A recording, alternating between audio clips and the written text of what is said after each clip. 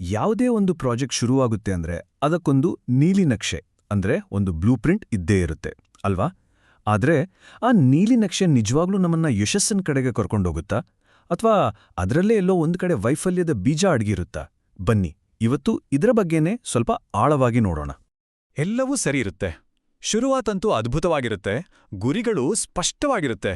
ಆದ್ರೂ ಚೆನ್ನಾಗಿ ಹೋಗ್ತಿದ್ದ ಪ್ರಾಜೆಕ್ಟ್ಗಳು ದಾರಿ ತಪ್ಪೋದು ಯಾಕೆ? ಇದು ನಮ್ಮೆಲ್ಲರ ಪ್ರೊಫೆಷನಲ್ ಲೈಫ್ನಲ್ಲೂ ಒಂದಲ್ಲ ಒಂದ್ಸಲ ಬಂದೇ ಬರುವ ಅನುಭವ, ಸರಿತಾನೆ? ಇದಕ್ಕೆ ಉತ್ತರ ನಂಬೋಕೆ ಕಷ್ಟ ಆದ್ರೂ ತುಂಬಾ ಸರಳವಾಗಿದೆ. ನಾವು ಶುರು ಮಾಡಿದ ಏಕೆ ಅನ್ನೋದನ್ನೇ ಮರ್ತುಬಿಡ್ತೀವಿ.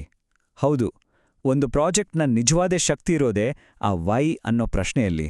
ದಿನಾ ಬೆಳಗಾದ್ರೆ ಕೆಲ್ಸ, ಡೆಡ್ಲೈನ್ಗಳ ಗಡಿಬಿಡಿಯಲ್ಲಿ ಆ ಮೂಲ ಉದ್ದೇಶನೇ ಮರ್ತುಹೋದ್ರೆ ದಾರಿ ತಪ್ಪೋದು ಸಹಜ ಅಲ್ವಾ?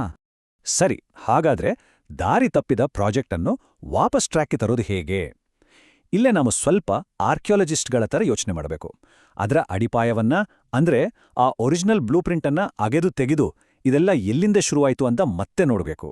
ನಮ್ಮ ಈ ಕೆಲಸಕ್ಕೆ ಬೇಕಾಗಿರೋ ಟೂಲ್ ಯಾವುದು ಗೊತ್ತಾ?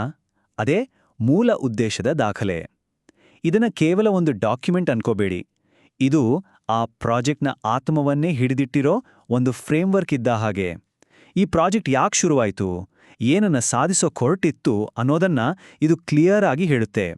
ಸೊ ಈ ನೀಲಿ ನಕ್ಷೆಯಲ್ಲಿ 4 ಮುಖ್ಯ ಲೇಯರ್ಗಳಿವೆ. ಮೊದಲನೇದು ಏಕೆ ಅಂದ್ರೆ ಪ್ರಾಜೆಕ್ಟ್ನ ಮೂಲ ಉದ್ದೇಶ. ಎರಡನೇದ್ದು ಏನು ಅಂದ್ರೆ ಗುರಿಗಳು. ಮೂರನೇದ್ದು ಹೇಗೆ, ನಮ್ಮ ಸ್ಟ್ರಾಟಜಿ. ಕೊನೆಗೆ 4ನೇದ್ದು ಆಗ ಮತ್ತು ಈಗ ಅಂದ್ರೆ ಒಂದು ಹೋಲಿಕೆ, ಒಂದು ರಿಫ್ಲೆಕ್ಷನ್. ಬನ್ನಿ ನಮ್ಮ ಹುಡುಕಾಟದ ಮೊದಲ ಹೆಜ್ಜೆ ಇಡೋಣ. ಅದೇ ಏಕೆ ಅನ್ನೋದನ್ನ ಅಗದು ನೋಡೋದು. ಈ ಪ್ರಾಜೆಕ್ಟ್ನ ಹಿಂದಿದ್ದ ನಿಜವಾದ ಮೋಟಿವೇಶನ್ ಏನಿತ್ತು? ಯಾವ ಪ್ರಾಬ್ಲಮ್ ಸಾಲ್ವ್ ಮಾಡಕ್ಕೆ ಇದನ್ನ ಶುರು ಮಾಡಿದ್ರು? ಒಂದು ಪ್ರಾಜೆಕ್ಟ್ನ ಏಕೆ ಅನ್ನೋದು 3 ಗಟ್ಟಿಯಾದ ಪಿಲ್ಲರ್ಗಳ ಮೇಲೆ ನಿಂತಿರುತ್ತೆ. 1, ಅದು ಯಾವ ಸಮಸ್ಯೆಯನ್ನ ಬಗೆಹರಿಸೋಕೆ ಹೊರಟಿತ್ತು. 2, ಅದರ ವಿಷನ್ ಏನಿತ್ತು. ಮತ್ತು 3, ಆ ಸ್ಟ್ರಾಟಜಿ ಹಿಂದೆ ಇದ್ದ ಮೂಲಭೂತ ನಂಬಿಕೆ ಅಂದ್ರೆ ಹೈಪಾಥಿಸಿಸ್ ಏನಿತ್ತು. ಇದೇ ನೋಡಿ ಅತೀ ಮುಖ್ಯವಾದ ಪ್ರಶ್ನೆ. ಪ್ರಾಜೆಕ್ಟ್ ಶುರು ಮಾಡಿದಾಗ ಇದು ಸಕ್ಸಸ್ ಆದರೆ ಏನಾಗುತ್ತೆ ಅಂತ ನಂಬಿದ್ವಿ. ಆ ನಂಬಿಕೆ ಇಡೀ ಪ್ರಾಜೆಕ್ಟ್ನ ಪ್ರಯಾಣಕ್ಕೆ ದಿಕ್ಸೂಚಿಯಾಗಬೇಕಿತ್ತು. ಸರಿ, ಏಕೆ ಅನ್ನೋ ಅಬ್ಸ್ಟ್ರಾಕ್ಟ್ ಐಡಿಯಾದಿಂದ ಈಗ ಹೇಗೆ ಅನ್ನೋ ಕಾಂಕ್ರೀಟ್ ಪ್ಲಾನ್ಗೆ ಬರೋಣ. ಅಂದ್ರೆ ಈ ಪ್ರಾಜೆಕ್ಟ್ನ ಕಾರ್ಯರೂಪಕ್ಕೆ ತರಲು ಯಾವೆಲ್ಲ ಪ್ಲಾನ್ಗಳು, ರಿಸೋರ್ಸ್ಗಳು ಮತ್ತೆ ನಂಬಿಕೆಗಳನ್ನ ಬಳಸಲಾಗಿತ್ತು. ಈ ಯಾವುದೇ ಪ್ಲಾನ್ಗೆ ಬರೀ ಐಡಿಯಾಗಳು ಸಾಕಾಗಲ್ಲಲ್ವಾ? ಅದಕ್ಕೆ ಕಮಿಟ್ಮೆಂಟ್ಸ್ ಬೇಕು. ಅಂದ್ರೆ ಸರಿಯಾದ ಟೀಮ್, ದುಡ್ಡು, ಟೆಕ್ನಾಲಜಿ ಮತ್ತೆ ಪಾರ್ಟ್ನರ್ಶಿಪ್ಸ್. ಪ್ರಾಜೆಕ್ಟ್ ಶುರುವಾದಾಗ ಈ ರಿಸೋರ್ಸ್ಗಳನ್ನ ಹೇಗೆ ಹಂಚಿಕೆ ಮಾಡಿದ್ರು ಅನ್ನೋದು ತುಂಬಾ ಮುಖ್ಯ ಆಗುತ್ತೆ. ನೋಡಿ, ಗುರಿ ಇಟ್ಟುಕೊಳ್ಳೋದು ಒಂದು ವಿಷಯ. ಆದರೆ ಅದನ್ನ ಅಳತೆ ಮಾಡಕ್ಕಾಗಿಲ್ಲ ಅಂದ್ರೆ ಅದು ಬರೀ ಆಸೆ ಆಗಿ ಉಳಿದುಬಿಡುತ್ತೆ. ಈ ಫ್ರೇಮ್ವರ್ಕ್ ಏನ್ ಮಾಡುತ್ತೆ ಅಂದ್ರೆ ಪ್ರತಿಯೊಂದು ಗುರಿಗೂ ಒಂದು ನಿರ್ದಿಷ್ಟ ಮೆಷರ್ ಮಾಡಬಹುದಾದ ಮೆಟ್ರಿಕ್ನ ಜೊತೆ ಜೋಡಿಸುತ್ತೆ. ಇದರಿಂದ ಅಕೌಂಟಬಿಲಿಟಿ ಬರುತ್ತೆ. ಪ್ರತಿ ಪ್ರಾಜೆಕ್ಟ್ ಕೂಡ ಕೆಲವು ಊಹೆಗಳ ಅಂದ್ರೆ ಅಸಂಪ್ಷನ್ಗಳ ಮೇಲೆ ನಿಂತಿರುತ್ತೆ. ಅಂದ್ರೆ ನಮ್ಮ ಕಸ್ಟಮರ್ಗಳು ಹೀಗೆ ಮಾಡ್ತಾರೆ, ಮಾರ್ಕೆಟ್ ಹೀಗೆ ರಿಯಾಕ್ಟ್ ಮಾಡುತ್ತೆ, ಅಥವಾ ನಮ್ಮ ಟೀಮ್ಗೆ ಈ ಕೆಪಾಸಿಟಿ ಇದೆ ಅನ್ನೋ ಥರದ ನಂಬಿಕೆಗಳು. ಆದರೆ ಕೆಲವು ಸಲ ಈ ಊಹೆಗಳೇ ನಮ್ಮ ಫೌಂಡೇಶನ್ನಲ್ಲಿರೋ ಕಾಣದ ಬಿರುಕುಗಳಾಗಿರ್ಬೋದು. ಇಲ್ಲೊಂದು ಇಂಟ್ರೆಸ್ಟಿಂಗ್ ಟ್ವಿಸ್ಟ್ ಇದೆ ನೋಡಿ.